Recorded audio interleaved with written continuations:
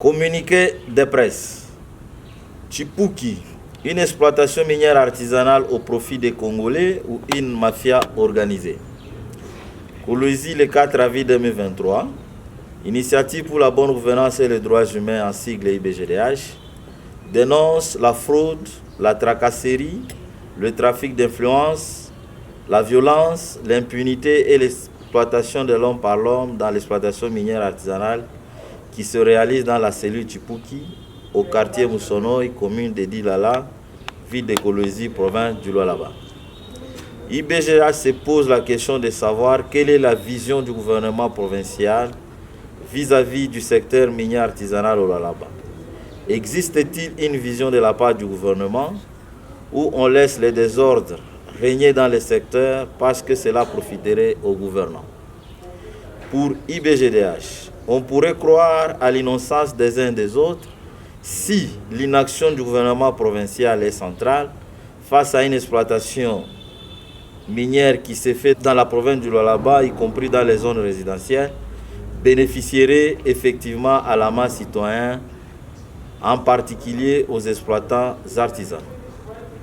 Mais il est étonnant de constater que le gouvernement provincial et l'État congolais soient complices, sinon impuissants, vis-à-vis d'un groupe d'individus qui tirent illégalement profit d'une telle exploitation.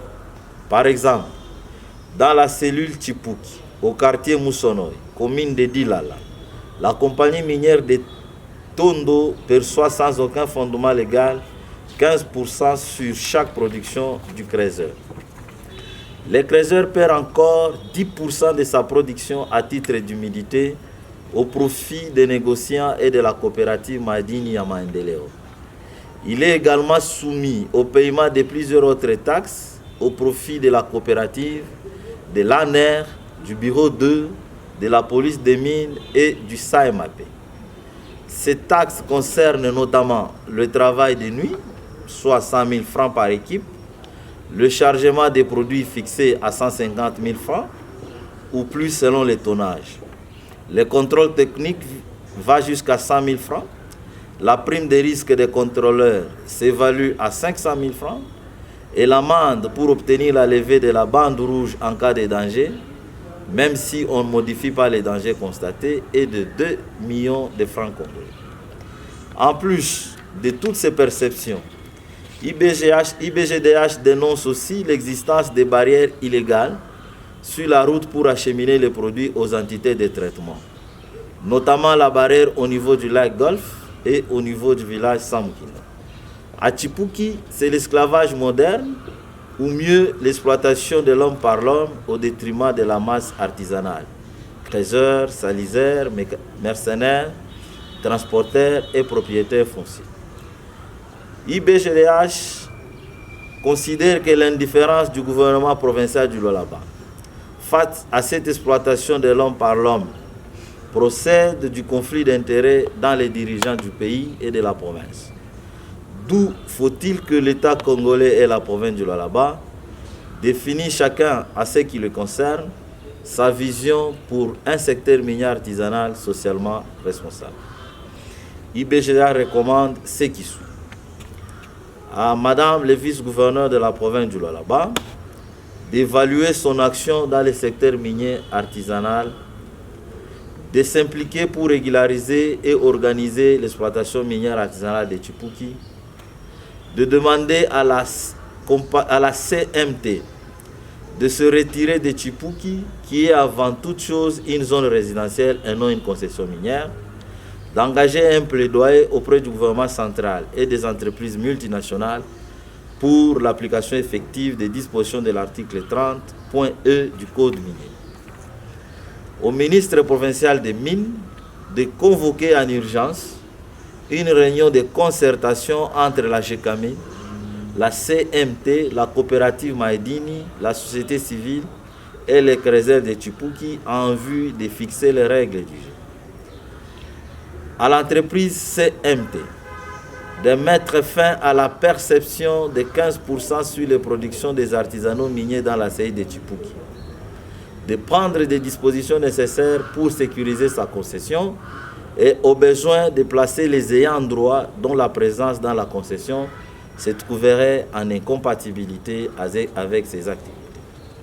À la coopérative Maïdini de mettre fin à la tracasserie, au trafic d'influence contre les créateurs, de mettre fin à la perception des frais exorbitants et sans fondement légal, d'engager un plaidoyer auprès des autorités congolaises et des CMT pour la cession effective du site de Chipuki et son érection en ZEA, aux différents services de l'État, de mettre fin aux perspectives des frais illégaux à Chipuki, de cesser avec les intimidations et les tracasseries dont sont victimes les artisanaux de Chipuki en particulier et ceux du Lualaba en général. Aux organisations de la société civile de s'approprier les plaidoyers pour l'application effective de l'article 30.e du Code minier, d'exiger la définition de la part du gouvernement provincial de la politique minière provinciale, aux médias d'encourager un débat public sur les désordres et la mafia dans le secteur minier artisanal. Je vous remercie. Malheureusement, on s'est rendu compte que les Congolais, au nom de qui l'État ferme l'œil, ne profitent pas de l'exploitation minière artisanale de Chipuki. C'est plutôt la compagnie minière de Tondo, la coopérative, les services de l'État et un groupe d'individus. Voilà pourquoi, quel que soit le temps ou le retard qu'on a accumulé, IBGDH a voulu créer les débats sur cette mafia qui est organisée à Chipuki. Est-ce que l'argent perçu par les services sur place est bien sûr canalisé vers le trésor public? L'argent qui est perçu par exemple à Chipuki, au niveau des barrières qui sont érigées sur la route entre Chipuki et les entités de traitement, c'est de l'argent qui ne profite nulle part à l'État congolais, encore moins à la province. C'est de l'argent qui profite aux individus. Si les créateurs artisanaux qui sont à Chipuki demeurent peuvent, mais les agents de l'État qui sont affectés à Chipuki sont en train de se taper de l'argent, de se faire fortune. La compagnie minière de Tendo est en train de tirer 15% sur chaque production, alors qu'elle n'a investi aucun frais, qu'elle n'a engagé aucune dépense pour espérer tirer profit. Voilà pourquoi aujourd'hui BGH pose la question aux autorités et à l'opinion publique. L'exploitation minière de Chipuki, juste une exploitation de l'homme par l'homme, où une mafia organisée est tolérée. La cellule Chipuki, c'est une zone résidentielle. C'est une cellule qui est dans les quartiers Moussono et dans la commune de Dilala. En principe, les autorités devaient sécuriser la population parce que de la façon que cette exploitation minière a commencé, toute la population, tous les habitants ne se sentaient pas concernés. Mais les gens subissent en fait l'initiative ou la mafia organisée par CMT et quelques individus. Je suppose qu'il y a des gens qui sont en train effectivement de tirer profit de cette situation illégale. Chipuki, en réalité, ce n'est pas une zone d'exploitation artisanale conforme à la loi. Mais pourquoi l'État ferme l'œil? Je suppose que c'est pour des raisons sociales, c'est pour permettre aux Congolais de profiter des richesses du sous-sol congolais. Mais au-delà de ça, nous constatons que les Congolais ne profitent pas de cette inaction de l'État. Ce sont les individus. Voilà pourquoi nous parlons d'une mafia organisée. Et si nous devions nous conformer à la loi, il faut retenir que Chipuki, c'est dans une zone résidentielle. Donc l'activité minière qui se fait là-dedans est impropre et incompatible avec les droits fondamentaux des Congolais.